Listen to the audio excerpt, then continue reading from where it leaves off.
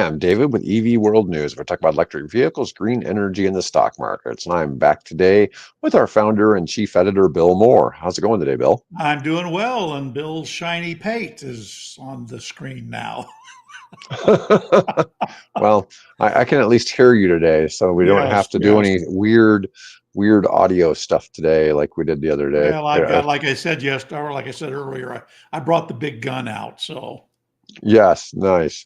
Well, I wanted to start out talking about the Nissan Leaf. So yeah. Nissan Leaf is one of the first EVs, right? So even before the Tesla Model S came Oh, out, yeah. It was number one. Yeah, yeah, absolutely. and Nissan has sold over 1 million of these in the United States. Okay, they've really sold a lot of this Nissan Leaf, and it Yeah. started out, wasn't it only like about a 40, 50 mile range, or was No, it 73 was, the it was, original? yeah, it was 73 was the original range. Yeah. 73 was the original range. 73 miles range. Can you believe that? I mean, Yeah. that takes me back to the range of the EV1 20 years earlier. Well, in this case, it would have been 10 years earlier because the Leaf came out in 2010. Yeah, those original Leafs we picked up pretty cheap. Like we talked about that lady in Colorado who got one for Mm-hmm. $700 after 700 all the bucks. Yeah. rebates. Yeah. Yeah, I mean, just some stellar deals if you don't go very far. And I think hers battery though was degraded down to where it only was like 50 miles or something like that. Yeah, but apparently it was, because she's just using it for a commuter, it's better than a Yeah, bicycle, I guess. yeah, yeah, Um, so, for her, it worked out, yeah. particularly at that price. Wow. Yeah, that was just staggering. So, anyways, there's a new one that's coming out, and they've got a new design, Yeah. and This they're, is a Generation 3 model. let's see, the first Leaf was 2011, Okay. and it had 73 miles of range, and it was about $33,600.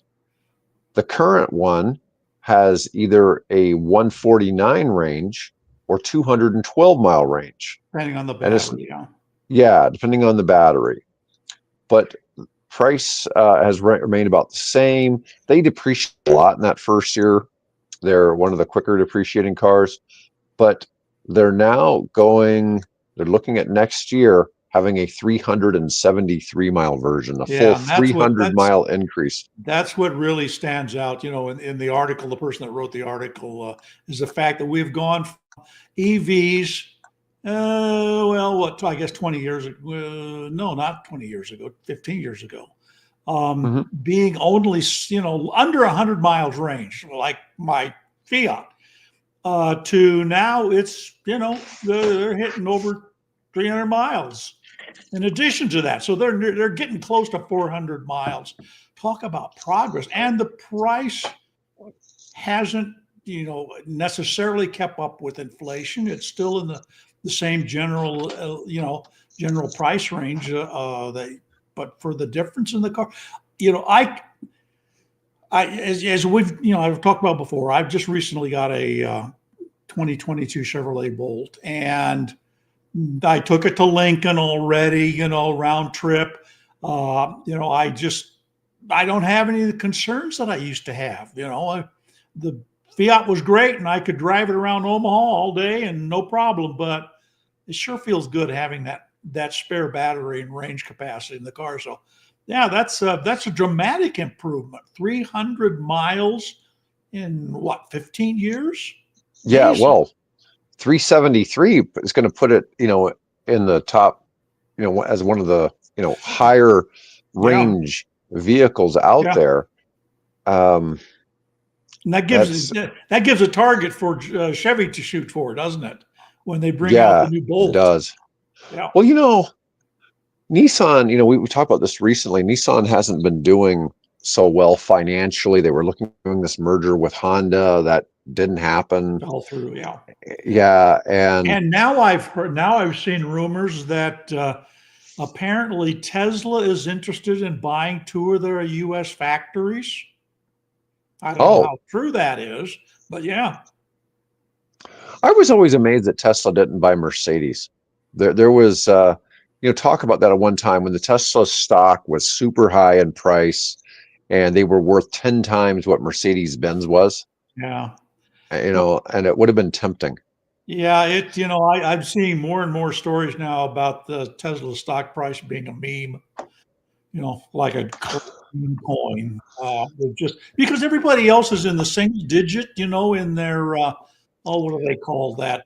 PE ratio. E ratio. Most everybody's in the, 7, 8, 9, 10, area, the big boys who've been around for a while. And there's this, what are they at? Like 200 and something in the PE ratio? It's crazy. It's a big number. It's a It's really big crazy. number. It's Yeah. totally unrealistic, really. In the But fintech space, those numbers aren't unusual.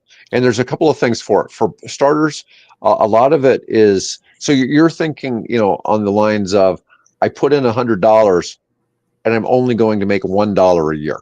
Okay, if it's 100 to 1. Okay. right.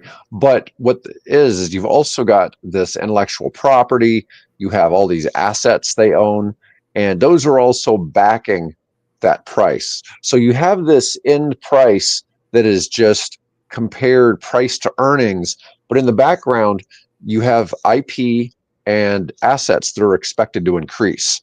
And so that overinflates the PE ratio, and very much compared to what it's at the moment. So the expectation, and you have this also with Apple and a lot of other companies that trade this way, is that you're buying all of this intellectual property and goodwill.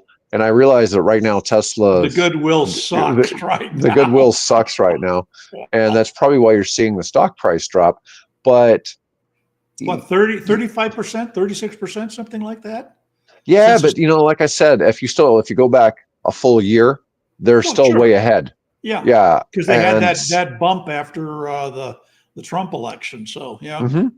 Yeah. So I don't know. I don't see that as like end of the world for them or anything like that. But a lot of it is all of this people betting in advance on full self-driving, the cyber cab, or whatever they're calling it, and the robots. And so there's a lot of things that Which could be argued that there are other firms that are miles ahead of them in both of those categories. But yeah, but they're not run by a guy named Elon Musk. yeah, well, there's a problem too, isn't it? Well, it depends on who you are. It Yeah. depends on if you're serious about the idea of making money and seeing the idea come to fruition and really happen. Like I keep saying all the time, people can, bitch about Musk all they want. The guy executes. Okay. If there's something that absolutely positively has to be done, he's the person you're going to want. He went, he sent his spaceship. He could have done it while Biden was president. Biden didn't want, Musk to get, credit for going and getting those astronauts. I mean, it could have been done several months ago, and it had to wait till, after the election. Change of office, huh? Yeah, I mean, it just didn't seem right. It certainly wasn't right to those astronauts. Oh my God! Yeah, I guess they're interestingly, they're both going to work for Boeing to help them, work out the bugs in the Starliner. Interesting. Well, good for them. That's yeah. Well, I woke up this morning and I was looking through LinkedIn, and one of the first stories I saw was Musk has resigned as CEO of Tesla and SpaceX. Of course, today is April Fool's Day. Okay, well, so yeah, please. I saw that and I thought, that can't be. Yeah. It was an April Fool's thing. Yeah. I had to look at the date. I was like, what? Yeah. I was about to start checking for other news stories, and it's like, oh no, it's it's just a different day. Hi, Let me Chris. see. Welcome aboard.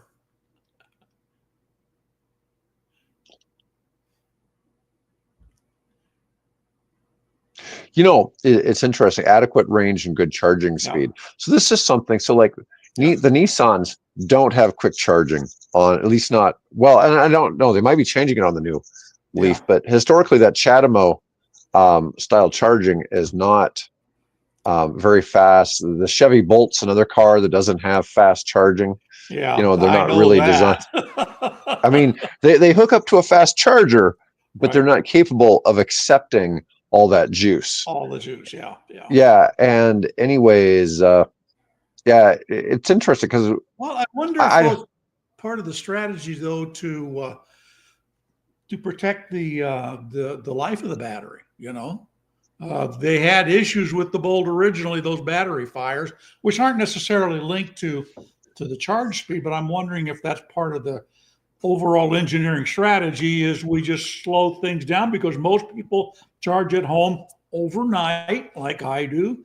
And I don't need to have a 15-30 minute charge on the car. So, well, I think a lot of people have thought about EVs as like cell phones, where you have to replace them every 2 years, and they had the planned God, I hope obsolescence not. built it.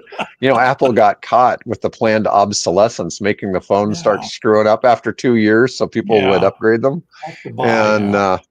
yeah, it's that part's really crazy. I mean, kind of like I think a lot of people think that about EVs, that's the way they Well, are, and it's yeah. not the case. No. But anyways, Thank God I don't have to want to replace my EV after 2 years. Wow. yeah, yeah. Um, all right. Let's see. I had an article I wanted to share, and this one came from LinkedIn, and this is a very interesting article. So I don't know this Heather lady that I'm showing here, but let's see here. So it's showing here a Chevy Equinox in the picture. Hmm. Last week we said goodbye to our faithful Outback. So they had a Subaru that lasted 14 years and 270,000 miles, in which we brought our baby girl home from the hospital. But we said hello to our beautiful EV Snowy. So they've named this Equinox Snowy. If you're It must in be in the market for a new Australia. car, I don't know. No. No, again, it quotes US dollars. Oh, okay. If you're in the market, I highly recommend the 24 Chevy Equinox. And let's see. Looks like they're in North Carolina. They got the $7,500 federal tax credit. They got a $1,500 GM deal for people who don't currently own a GM. Hmm. So for like a conquest, and they didn't have to trade a car in. They got $1,000 Costco incentive and a Right. $500 education discount and 0% for 60 months. So that's $10,500 in incentives plus 0% interest for 60 months. That's some pretty good incentives to Yeah. go buy one of these. And interestingly, the part of the Costco deal with people wanting to buy the Silverado Hmm. through Costco, they now get a charger as part of the deal. Oh, that's pretty nice. Yeah. That's pretty nice. So let's go on and let's talk about EV depreciation crisis. Electric Ouch. cars average losing 58.8% of value in 5 years. Now, the thing is, I compare this to like buying a Range Rover, or the initial ones, because most people aren't going to go buy a Range Rover, right? So people typically lease Range Rovers Range for a reason. Rovers. Yeah. Okay.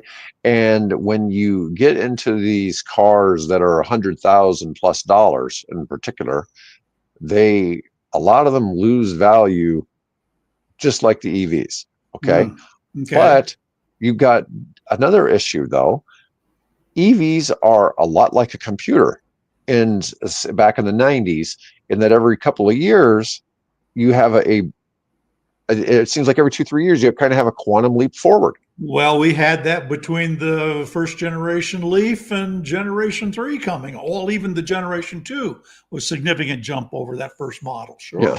Yeah. Yeah, we're talking about in um, 14 years, the Leaf has increased the range from 73 to 373 miles. Yeah. And we know in the past 10 years, the price of EV batteries dropped 90%.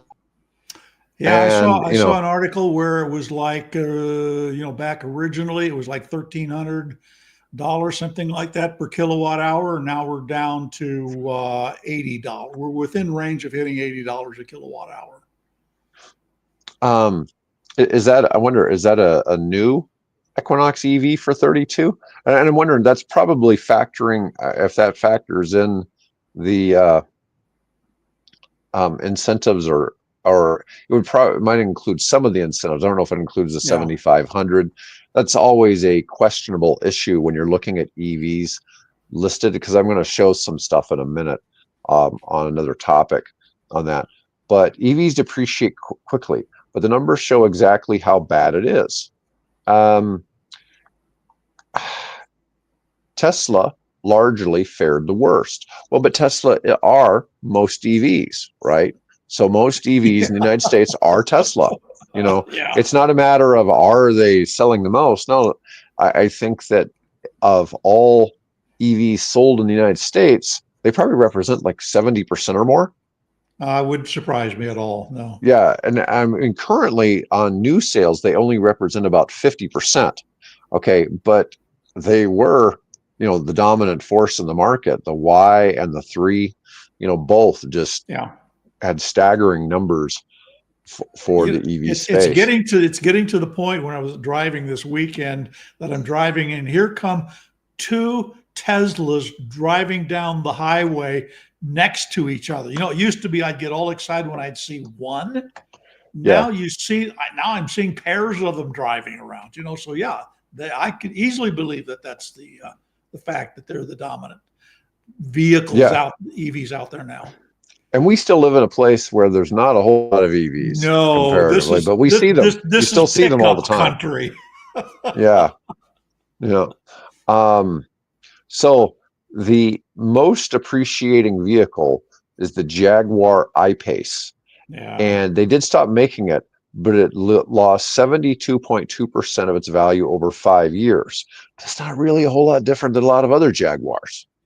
And it's the same thing if you look like the Mercedes-Benz S-Class, the big sedans, they do Hmm. that. And some of the fastest appreciating EVs have been like the Mercedes EQS. It's at least in like 1 year depreciation, the Hmm. EQS would have the biggest drops. Yeah. Um, let's see, the Tesla Model S has averaged 65% drop in 5 years, and a difference of 56,000 or 52,000 from original MSRP. Now, one of the things that we talked about the Tesla Model S Plaid, and when those first came out, they were $150,000, and Mhm. now you can get one of those same vehicles, the original Plaids, for like 50.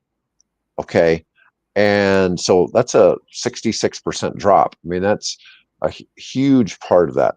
The Now Model that you're X, talking about, yeah, that's depreciation you're talking about, not a yeah, depreciation. yeah. That $100,000 drop on that $150,000 car. There has got to be some kind of a business opportunity here for somebody to figure out how to overcome that depreciation because the car isn't that. I mean, you drive it off the lot. Why, if you drive it off the lot, it suddenly loses all this value? You know? Well, there's a couple of things though to factor in here that the gas cars don't get. So for starters, they're taking that MSRP price and the $7,500 tax credit that most of these cars probably got.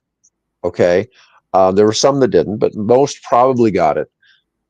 That's taken off of that. That's factored in. That $7,500 is part of that depreciation spread. Okay, and then if you're talking the cars, what state has had the most EVs sold? Mhm. California. Well, there were Right. state incentives. Those are part of the depreciation too. So I'm not so sure if on a lot of these, if you took all of I'm just those incentives out, yeah, they don't seem so abnormal. yeah. I'm just talking about just cars in general, right? I mean, Hmm. that's you just take anything. I go buy a Mustang, or I go buy a Chevrolet Tahoe that isn't electric, right? Hmm. And it suffers that same, not to the same degree, but it suffers that same issue, even though it's you know hardly used, nothing wrong. Why does that happen? And is there a way for somebody to figure out how to save the poor owner? Because you're immediately, as soon as you drive it off, you're immediately underwater. It's Yeah. crazy, So crazy. here's a couple statistics. So the Model 3 had the lowest depreciation of EVs at 55.9%. And um, The average across all vehicles in past 5 years was 45.6%. Okay, so if you took the $7,500 tax credit down from the MSRP price of all of those vehicles, Mhm. they'd really be, the Tesla would have less Comparable to the depreciation. comparable, yeah. Yeah. And who decide? I mean, obviously, it's the market that decides Mhm. that, right? But what's I mean, is that a blue book thing? Is that an auction house thing? Is that what decides that suddenly this car that was $45,000 on the lot and I drive it off and suddenly it's 37 or 35? Yeah, I'm not sure if we're taking it from when you bought it and paid MSRP and then what you got on trade-in. Yeah. See, I think that's some of what they factor, because when you own a car, and you go get rid of it, if you sold it yourself and sold it as a used car to an individual, you'd get more. But I think most people trade them in. And so you And got to so, figure the dealer profit on it. So, right, right. So that doesn't mean that they don't go back and then sell it for more. So if they only gave right, you $50,000 for your Model S Plaid, and then they put it back on the market for 59,000, you right, still depreciated it to 50. right. Okay. And yeah, so well, and then you got that too, Owen. You could have it traded in. Bill and I were talking about before the show. One of my family members has been shopping for a used EV, and he really wants a Chevy Bolt or a Nissan Leaf Plus that has the longer range. It has like Right. 250-mile range. And a lot of the ones that come up that are within, say, 500 miles of Omaha have already had the $4,000 tax credit taken on them, and the same vehicle can't get it a second time. Right. So what's happened is somebody bought that vehicle a couple of years ago, then traded it back in on something else, or it got repoed or something. Um, and so that is a bit of a problem. If you go on, say, like Carvana.com, they show which ones do get the $4,000 tax credit and which ones don't, but they don't factor it into the price. Whereas some used sites, they take the $4,000 tax credit and they And bake it apply it. into the price. And I'm Yeah. going to show something here. So I've got Car Gurus up, and at the moment, I'm looking at Model 3s. Okay. And I was looking to see what the cheapest Model 3s are. And here's one for 14,841.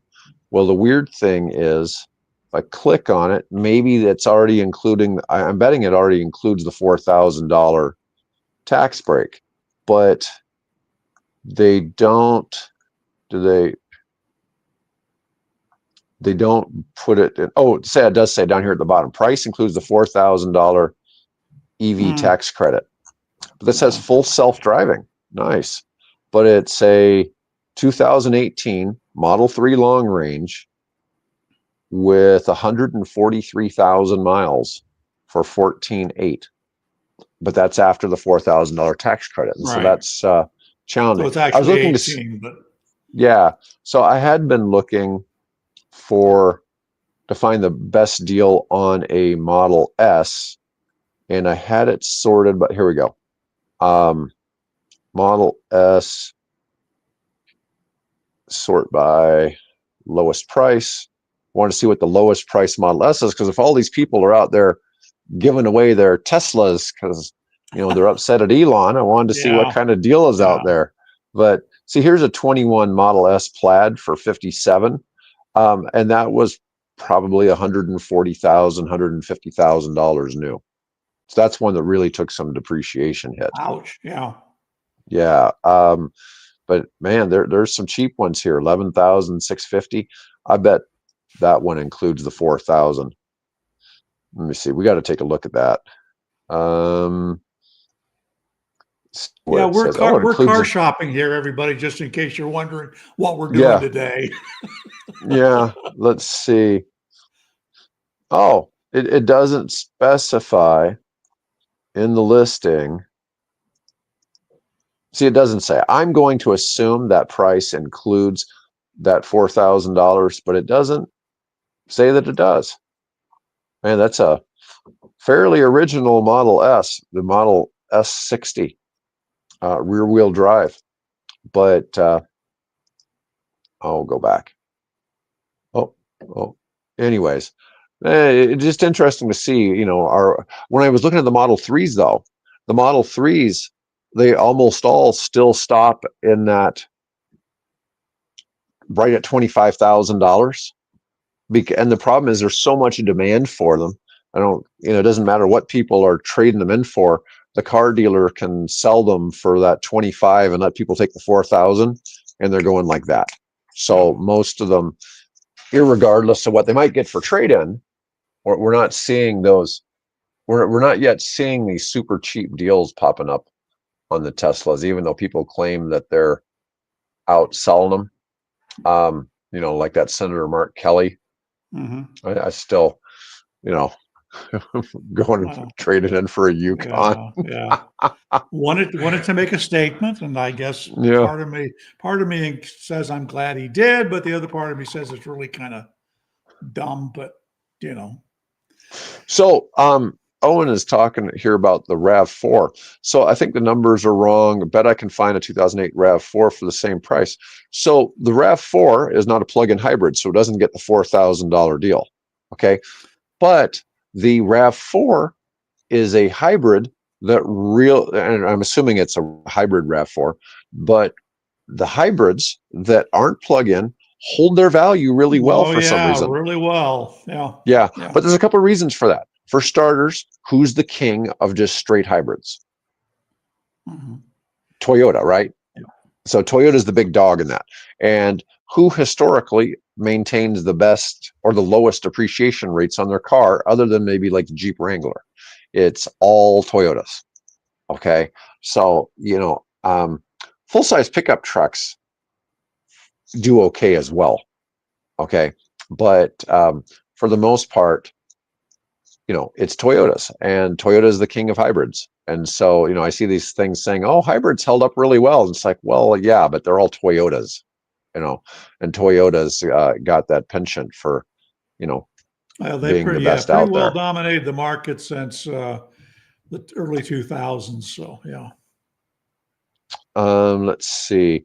Yeah, in fact, the article I was looking at said that many hybrid vehicles outperform the average vehicle. Mm-hmm. The Toyota RAV4 only lost 31% in 5 years. So that it was one of the best performers. And the entire Toyota lineup, Prius, Corolla Hybrid, Prius Prime, Highlander, Camry, occupy the top spots, with the worst Toyota only losing 39.8%. So way below the average. Honda Accords and CRVs outperformed the average compared to the hybrid average of 40.7% value lost over 5 years. Honda's on average lost 14,000 in value, a 41% drop. So I'm just saying Honda and Toyota tend to hold value better than other brands. And so, who knows where that's going to go. Bill, I sent you an article a couple of days ago about Punjab schools over in India going solar. 4,000 buildings have been equipped with solar panels on the roof. Great. And they've installed 21 megawatts of capacity on top of these buildings. But I started doing the math. I divided that out by 4,000 government buildings, and it worked out to about 8 kilowatts of panels. I have twice that on my roof. Yeah. So I'm just saying, I don't know. And some of this may be overstated. Maybe some of them only have one panel. Maybe some of them have a big array. Right. But I was looking at this and it's like, hold on, 21 megawatts for 4,000 schools. That would be, 5 kilowatts per school. That's only 10 panels. Yeah. Okay. And anyways, yeah, that's not a whole lot. For my quick bike endeavor, right, where I took a 20-foot shipping container and I made it a pop-up rental shop for electric bikes. we powered all those bikes and the lights and the Wi-Fi and everything, and even the GPS. We powered all that with 6 solar panels. So yeah, I could running a school if everything is I don't know how many electrical devices they have there, in a school, but yeah, that would be doable if as long as they kept it to a minimum. They're not running air conditioners, that's for sure. No, well, yeah, they probably going to want to run air conditioner, but I doubt that they do. So, I mean, that would be a haven for the community, wouldn't it? You get in the middle of the monsoons and, the heat waves they've been experiencing in India, that would be a go for. Yeah, it was funny because the article spent a lot of time addressing that the vendors had to um, fix any issues with the solar within 72 hours, and they have all these inspectors and all this. And I'm like, dude, that's not a whole lot of it's not a whole lot of solar panels. Yeah. Yeah, but Well, that, they're you hoping get they're train the well, kids. yeah. But they said they're going to up that to 100 megawatts on the roofs. So they'll have some juice then, but still, it was just. Hey, it's a start and good for them. Yes, it is. There's no question, no question. Yes, and I do follow energy consumption in India. Yeah. He has a vested interest. Here we go. Here we got somebody chiming in from India. Here we go. Most government schools are very small, like 3 to 5 classrooms and no air conditioning, and most of the school doesn't even have computers. Yeah. Well, there you go. So maybe they're relying on window power for their lighting. Yeah. But anyways, yeah. So that if that's the case, you're talking more like house size. And whereas, Bill, when you and I think of schools, all of our schools around here, like all the high schools, have 2,000 students. Okay. Oh, yeah, exactly. Yeah. And you look at the 2 Papillion schools, and they're just massive. In some parts of the world, they might be college campuses. Oh, I mean, you think about 2,000 students, that is that's a decent sized small college, right? Yeah. Yep. And yeah, I really don't know what to think sometimes when I see how big some of these school campuses really are. For some reason, well, and I guess we're in a metropolitan area. We're not a big metropolitan, but it's big enough that our schools don't have like 50 students. Yeah. Yeah, I'm sure they're built in a way that's appropriate there. Yogi, could you are these mud brick schools, or are they baked, hardened brick, or what do they build the schools typically out of? I'm just curious if you can jump in there and let us know, because you've got if it's adobe or something along that, of course. That would work in the drier parts in the north of India. I doubt it would probably work in the more humid, Kerala and that Kerala, whatever they call it, the south. Concrete and brick. Okay, so there's going to be there'll be thermal mass there, right? So the building will have that thermal mass to sort of moderate the climate, cool off at night, cools it. So yeah, they could get by with. I would assume there may be some fans. Yes, no. But I would. Well, I'd suppose, right? Yeah. Let's see. All right. Let's talk about a Chinese company, Xpeng. So yeah, this was another one. This is a eye opener. So, we had Jigger come on here and talk, about his and we did a separate video about the whole 400,000 cars a year is when you kind of made it. And we have all these car makers come into the U.S. We've got a few of them like Mullen that's delivered like dozens of vehicles, and then we have other companies like that went out of business, like Canoe, that I don't know if they even delivered a whole dozen vehicles, and then we'll have, somebody like Lucid, who we're going to talk about in a minute, who's only been delivering like 9 or 10,000 cars a year. And, Jigger said, you're really not going to make it if you're making 400,000 cars, unless you're in that luxury market, which is where Lucid is, right? But yeah, definitely. Still, like somebody like Ferrari is the most profitable car company per car, but they make over 100 grand average on every car they sell. They Okay. clear 100 grand. They clear 100 grand. Yeah. And the number 2 most profitable company is Tesla per car. And this is one of the reasons why, there's a lot of things that, everybody thinks that the EV business needs. Tesla's kind of figured out how they can survive without incentives and all these other things. And, that's a different thing. Although But technically they do get incentives, by they do. selling their credits and things like that. So. No, they do get incentives. They do get incentives, but they're prepared to do without them. Okay, so they're better positioned than anybody else in the space. But one of the things is, and we had this talk about the Xiaomi with that one car that they decided to bring to market, and they sold over 100,000 of them. Well, Xpeng has a car called the Mona M03 EV, and they already hit 100,000 builds of the car as demand keeps growing. In the first 7 months.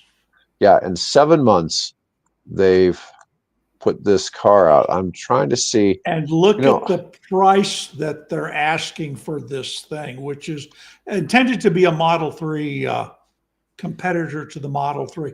Look at the price on that thing. $16,815. Yep. By September, they were averaging over 2,000 orders daily and implored its suppliers to keep up to service such demand. They appear to have been keeping a fast production pace, releasing to build 100,000 in 7 months, hailing the milestone as a new record for passenger EVs.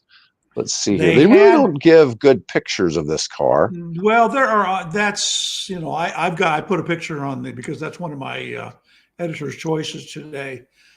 There's quite a few, but it is really a good looking automobile.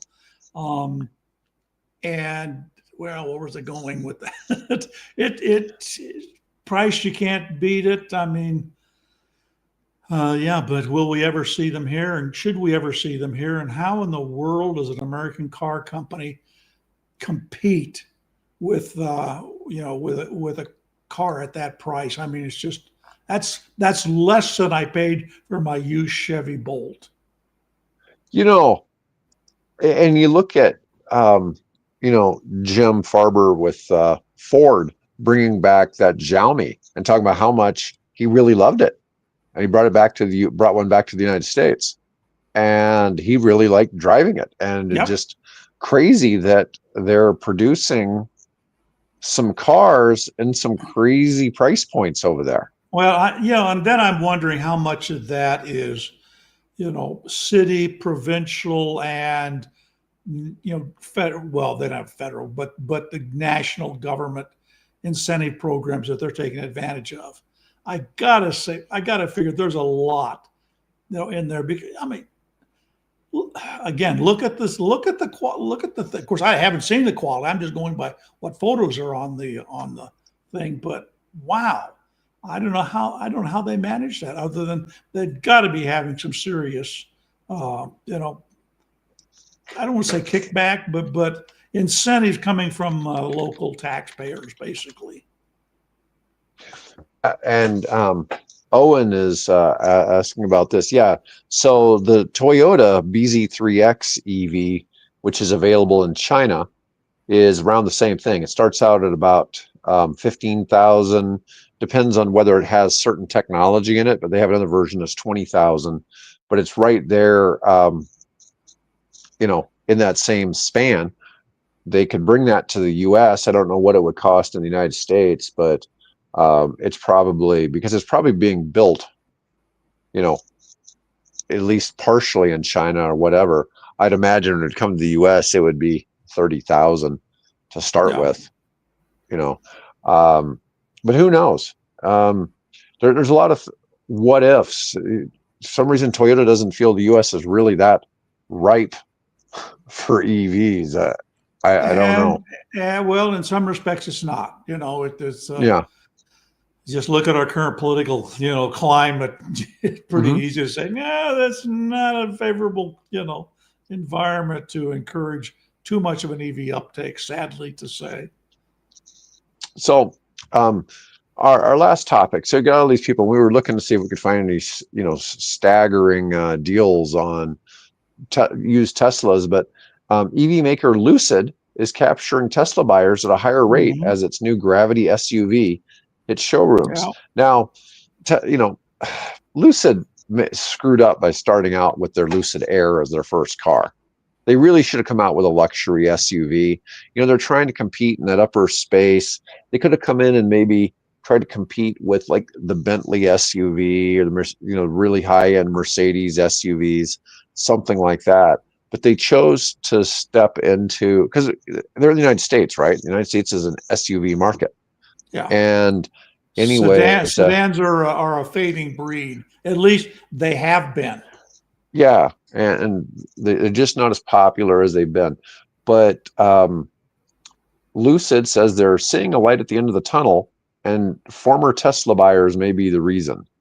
The Gravity SUV is now on sale, and now this is a vehicle they designed to kind of compete. They said with the Model Y, but it's really probably more the Model X pricing. By the time it gets out the Yeah. door, you know. But let's see. So Lucid has an interim CEO, Mark Winterhoff, who stepped up because they had their previous CEO resign. Yeah. Rollers And or yeah, Rawlinson or something. Yeah. yeah, Tesla buyers always were the source of our sales because they were already used to buying electric drivetrains. They look for an opportunity to have something else, something better. And with recent changes since the beginning of the year, we see a clear uptick of interest in Lucid from Tesla buyers because they're looking for another option. You see customers trading in Model 3s for Lucid Airs, which in some cases cost twice as much. The Gravity could have a stronger effect. The Air sedan was always seen as a niche product rather than a volume mover. Americans want an SUV, and they hope to produce 20,000 EVs between the Air and the Gravity by the end of the year, which I think last year they produced 9,000. So that would be a big, big opportunity there. Hometown company Scion Yeah. Power. Yeah. I don't I know where just that made is. Yeah, I just made a note of it, Aaron. Owen, I will look it up and I'll post it on our RSS feed so other people can check it out. I was not familiar with. I think I know that name, Scion, but I'll look it up after we're off the air here and make sure we get it posted. Most people don't know about how much battery manufacturing is coming into the United States. I mean, there's Lots. so much, and you look at the huge investments by Toyota and Hyundai in EV battery manufacturing here in the US, but you got a lot of other companies. There's at least a dozen other companies that took advantage of the different incentives and set up battery manufacturing right here in the USA. And it's really cool to see that that's going on because Yeah. that's, bringing manufacturing jobs, changing, the way things are done over here. The cheapest Lucid Gravity will start at $79,900. So that's not competing with the Model Y. That's competing with the Model X, but it's also competing with a lot of other SUVs out there, like, the Rivian. I don't know that the Gravity is going to take share from the Rivian, but it's got a different look, right? Yeah. So that's going to,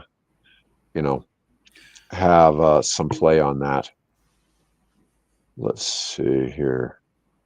Well, anyways, Bill, that's all I got for today. Well, lots more coming, folks. And again, if you don't frequent the evworld.com website, you should, because I'm sitting here in my little kitchen or down in my office, working my fingers to the bone for you to find the best stories and to post them for you to keep up on this world of electric vehicles. It's fascinating, it's fun, and I enjoy it, and glad that Dave came along for the ride. Yep. All right. Well, I'll be back with our engineer Mike tomorrow and Bill on Thursday. Yeah, and Otherwise, folks, and maybe you want to talk about, because one of the stories I posted has to do with the power grid. So maybe Mhm. you and Mike might want to check that one out and discuss what they're saying about the power grid and how maybe we need to be using software to better regulate it. So I think you'll find that an interesting article. oh yeah, Yeah, so I think that's perfect for you and Mike to talk you about. might need to just message me that one, just I so because will. I didn't see it this morning. Yeah. Anyways, all right, folks, have a great day.